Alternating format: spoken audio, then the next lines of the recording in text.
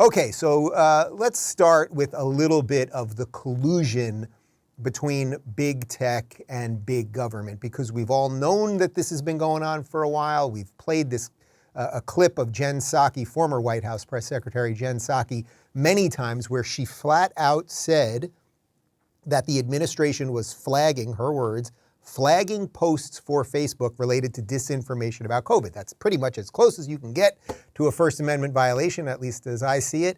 Well, now here is our new White House press secretary, Jean-Pierre, asked about White House emails with social media companies, and it does seem that they've been kind of colluding when it comes to your speech.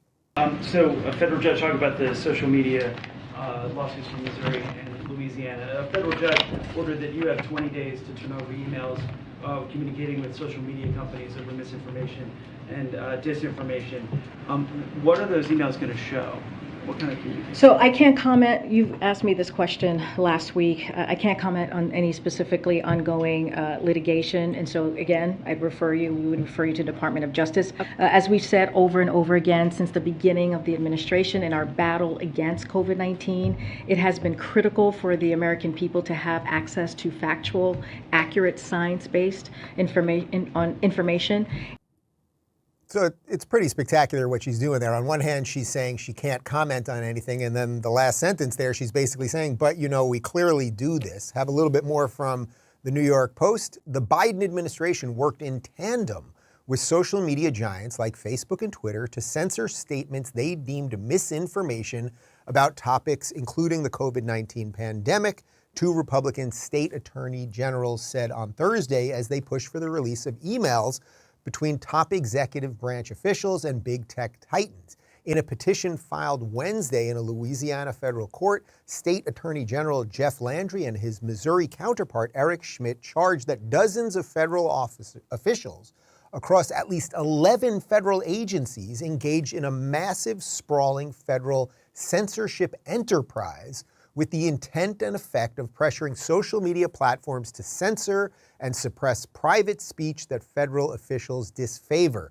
The Attorney General said they have identified at least 45 people within HHS and the Department of Homeland Security who have communicated with social media companies about misinformation. All right, Robert, to you first. You are my official lawyer here at the Rubin Report, or unofficial or something like that.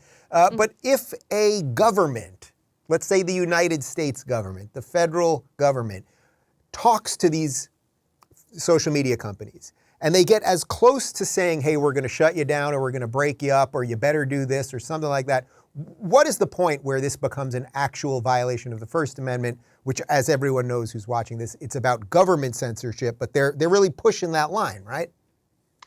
No doubt. I mean, if you go back to the Bantam Books U.S. Supreme Court case, that case established where any government agency is using any coercive tool to basically censor speech at any level is a First Amendment violation.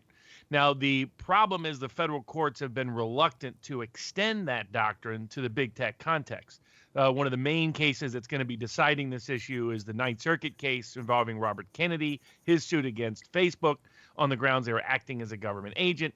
And his reason for believing that was based on just a little bit of the information that these two attorney generals have unearthed by filing a lawsuit challenging what's taking place. What this discovery exposed, and there's more discovery to come, the judges ordered Fauci to produce all of his communications and all of his staff's and team's communications within 3 weeks by the end of September.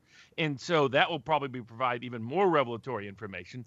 It was clearly so rattling to big tech that Zuckerberg went on Joe Rogan and said, oh, by the way, the FBI is the one who really told me to suppress the Hunter Biden laptop story. He knew this was going to be coming out in some capacity anyway. But this is what we've long suspected.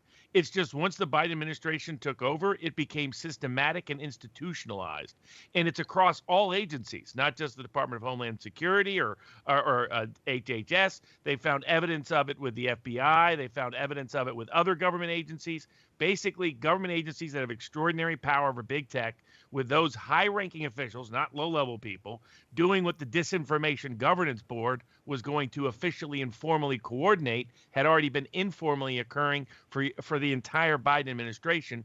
And this should be a First Amendment violation. The question is whether federal courts will step up to it and recognize it as such under existing precedent. So, Robert, just on the legal side, before I jump to the other guys, is the issue here, I mean, I watched, and I'm sure everyone that's watching this saw at least some of the clips of Zuckerberg on Facebook, and he never flat out said, hey, they contacted us and they said, oh, we're going to break you up, or we're going to use antitrust legislation, or we're going to send regulators in, or, open your books, check their algorithm. That basically they got a call like, oh, there's some stuff going on. We just kind of want you to know. So that's what makes this tough to really go after somebody, right? Because they get as close to that line as possible without moving over it.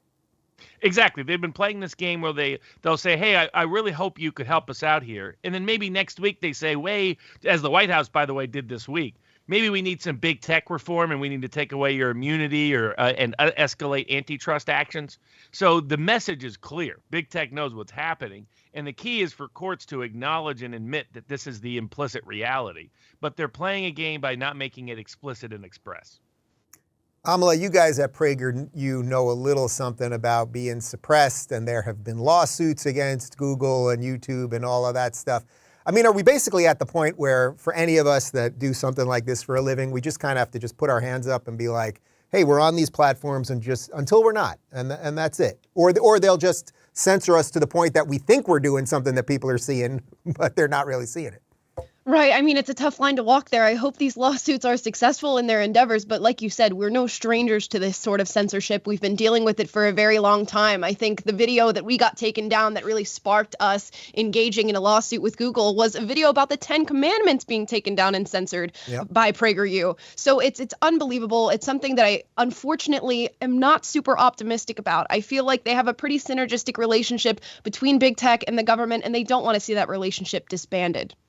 Yeah, this is like, will no one rid me of this meddlesome priest? When Henry II wanted to get rid of Thomas Becket, it said that he didn't give the order to have him offed. He just, mentioned in the presence of his knights that this is a guy that he would really like to see gone. And lo and behold, of course, then, you've got basically a paramilitary force flocking to Canterbury to get this guy out of the way. It's exactly what's going on between the big tech companies and the government. And I think it really gives the lie to this ongoing kind of shrug that we get from some quarters that, oh, these are private companies, they can do whatever they like. I mean, Dave, you sort of mentioned this, and I think we need to recognize that these entities are not these little like plucky garage startups, as Robert was saying. They don't just kind of come along and sell you their product, and their product's really great, and oh well, if they want to kick you off, they can kick you off. I mean, these have been buttressed by government funds, government blowback for years and years. Google has been entangled with the FBI and the CIA, and it shouldn't come as a surprise now that we're seeing that these deals are going on, more and more in public, because these companies have really become a kind of parastate entity, and we need to regard them as such.